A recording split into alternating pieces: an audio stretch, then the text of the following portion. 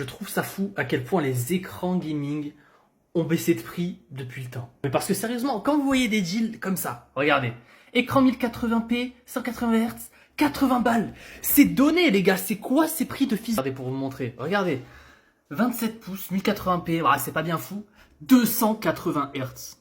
Qui en a quelque chose à foutre du PPI à ce putain de prix? 116 €. C'est donné, frère. Ok, vous voulez de la qualité supérieure? Ok, d'accord. 1440p. Bon, je sais pas si c'est 144 Hz ou si c'est 165. Sur les trucs, c'est différent. Mais on s'en fout parce que c'est 140 €. Pour vous faire une comparaison avec mon écran IAMAS 1440p, j'en suis très fier, 144 Hz. J'ai cherché via le QR code que vous voyez ici là.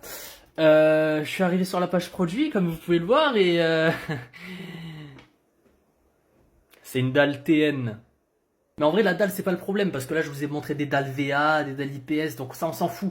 Vous voulez savoir combien je l'ai payé à l'époque? 260 €, frère. Après, oui, c'était une autre époque, parce que, bon, je l'ai pris en 2017, mais quand vous voyez des specs similaires à ce prix, mais tu t'en fous qu'elle soit VA, la dalle, tu t'en fous, elle a...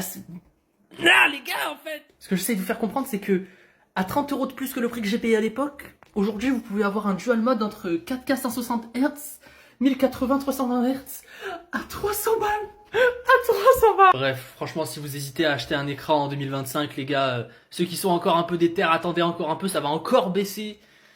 Mais franchement, ils sont donnés les écrans frère, c'est trop.